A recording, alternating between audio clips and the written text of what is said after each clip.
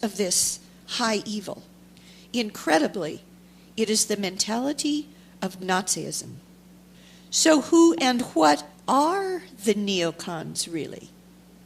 The 911 Pentagon neocons, Wolfowitz, Prince of Darkness himself, Richard Pearl, Shalabi, Khalilzad, were all students and are followers of neocon chief philosopher Leo Strauss.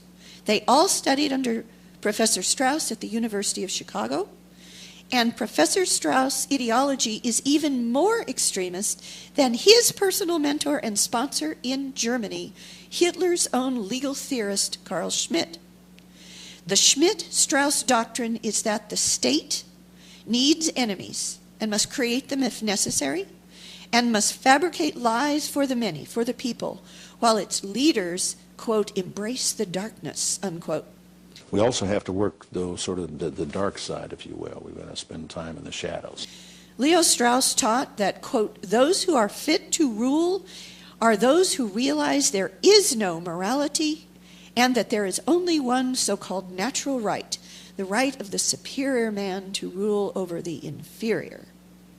This is from Leo Strauss and the American Right, a book published about Strauss's so-called philosophy in 1997.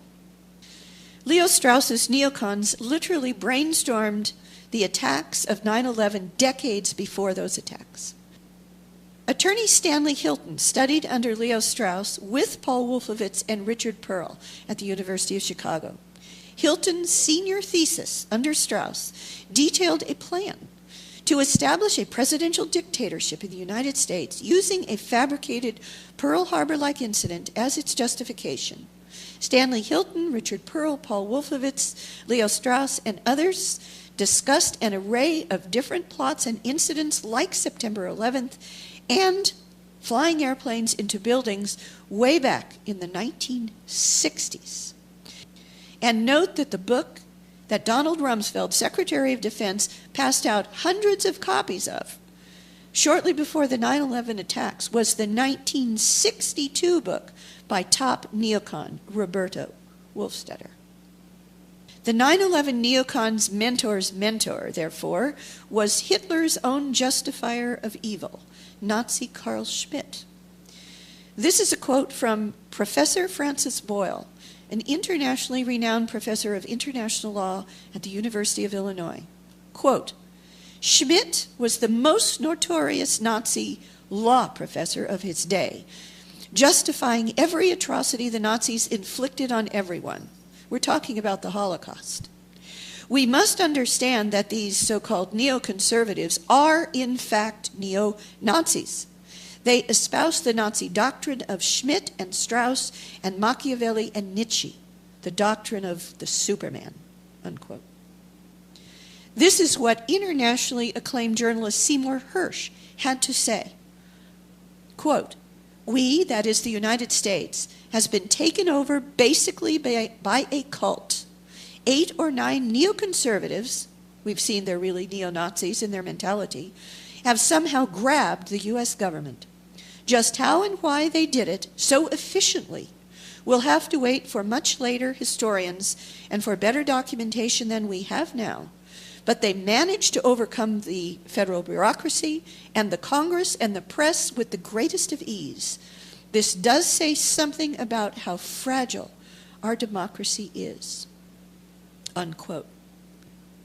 Lawrence Wilkerson, who was chief of staff to Secretary of State Colin Powell in the Bush-Cheney administration, about this same coup said, it's not a coup, it's worse. This is how retired 4-star U.S. Army General and top NATO commander Wesley Clark put it in a 2003 public address at the Commonwealth Club in San Francisco. What happened in 9/11 is we didn't have a strategy, we didn't have bipartisan agreement, we didn't have American understanding of it, and we had instead a policy coup in this country. A coup, a policy coup. Some hard-nosed people took over the direction of American policy, and they never bothered to inform the rest of us. Then I came back to the Pentagon about 6 weeks later. I saw the same officer. I said, why haven't we attacked Iraq? We still going to attack Iraq? He said, oh, sir, he says, it's worse than that. He said, he pulled up a piece of paper off his desk. He said, I just got this memo from the Secretary of Defense's office that says we're going to attack and destroy the governments in 7 countries in 5 years. We're going to start with Iraq, and then we're going to move to Syria, Lebanon, Libya, Somalia, Sudan, and Iran. I sat on this information for a long time, for about 6 or 8 months. I was so stunned by this I couldn't begin to talk about it. And I couldn't believe it would really be true, but that's actually what happened. These people took control of the policy in the United States. And I realized then, it came back to me, a 1991 meeting I had with Paul Wolfowitz. You know, in 2001 he was Deputy Secretary of Defense, but in 1991 he was the Undersecretary of Defense for Policy. It's the number 3 position in the Pentagon. It was a pretty stunning thing. You mean the purpose of the military is to start wars and change governments? It's not to sort of deter conflict? We're going to invade countries? And you know, my mind was spinning. And I put that aside. It was like a nugget that you hold on to. This country was taken over by a group of people with a policy coup. Wolfowitz and Cheney and Rumsfeld, and you could name a half-dozen other collaborators from the Project for a New American Century. They wanted us to destabilize the Middle East, turn it upside down, make it under our control. It went back to those comments in 1991. Now, did anybody ever tell you that? Was there a national dialogue on this? Did senators and congressmen stand up and denounce this plan? Was there a full-fledged American debate on it? Absolutely not. And there still isn't. The truth is, our government was and still is penetrated and controlled by a Zionist Israeli 5th column that took over the White House, the Congress, the military-civilian superstructure, key military officers and intelligence personnel, and the mainstream media leading up to, on, and after 9/11. The level and extent of this penetration is unprecedented in the history of the world and amounts to a literal invasion by an un-American and hostile force. The same year, 2003, that General Wesley Clark gave that warning that the United States government, civilian superstructure of the military, key military officers and special operators and intelligence personnel had been taken over by an Israeli neocon 5th column coup, Israel's own Prime Minister, Ariel Sharon, frustrated that his Middle East destabilization and domination plan wasn't going as well and as quickly as planned, declared that the United States had already conquered Iraq. Remember Bush's famous false and absurd premature mission accomplished speech from the deck of a Navy ship that same year, 2003? Ariel Sharon went on that it was time that the U.S. marched against Libya, Syria, and Iran. Note that President Obama has made Sharon's Libya demand already a reality, that the U.S. is now destabilizing Syria by supporting none other than al-Qaeda-affiliated Syrian so-called rebels, and that the war drums are building now for an attack on Iran.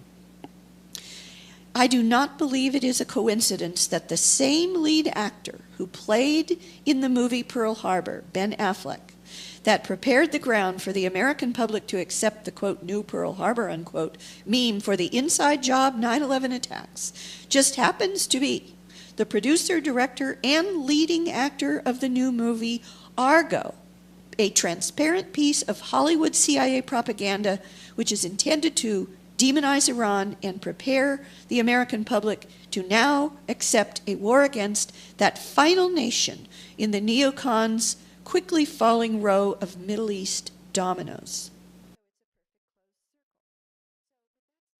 Facts alone are not enough. Our 9/11 truth movement, I believe, needs to become the heart and soul, maybe the main impetus of a global truth force movement.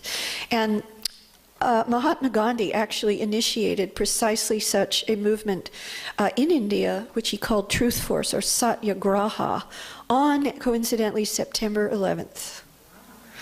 And this was pointed out by one of the speakers, I believe, from India, at an extremely important event that just happened this past November 19th, 2012, at which Richard Gage was a speaker, Michael Chossudovsky was a speaker, Cynthia McKinney was a speaker, and individuals from all around the world were speakers. It's on YouTube. It was a conference that was called Revisiting 9/11 that was orchestrated and hosted by the former Prime Minister of Malaysia.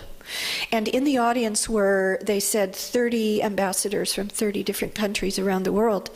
And at that, I believe it was the Indian speaker who mentioned how important it was that Gandhi's Satyagraha movement started on September 11th, and that we need to turn the 9/11 truth movement into a worldwide truth movement to stop these secrets that they only get by with their evil because they have unnecessary secrecy. So how can our reality-based community, as George Bush and Karl Rove called us, as opposed to the lie-based community, how can we prevail over the power and the lie-based community? We need to unite the facts with the force, the satyagraha of the truth. And we do that as individual citizens. We have the power within ourselves to officialize the truth every single day, because credibility is a zero-sum game. We need to take the oath of telling the truth into our own hands. And you do that in a very simple way. You can take sworn jurate affidavits. You don't have to be a notary public to do so, but I recommend that every single one of us in the worldwide truth movement become, for a few dollars and a little bit of training, to become notary publics so that we can take sworn jurate affidavits. And most people don't know it, but in California, at least, where I live, a notary public, when a notary public notarizes a document, it becomes an official state of California document. So because credibility is a zero-sum game, if you have the lie, the people, the insiders who did the job and have covered it up with the lie, they have a lie and they have credibility. But as we increase our credibility by officializing the truth and getting witness testimonies, as I did with April Gallup, under oath, and then doing the transcript and getting a sworn jurate affidavit, making it into official state document, those can be used in court. And we need to do that with every single one of the witnesses that have already come forward.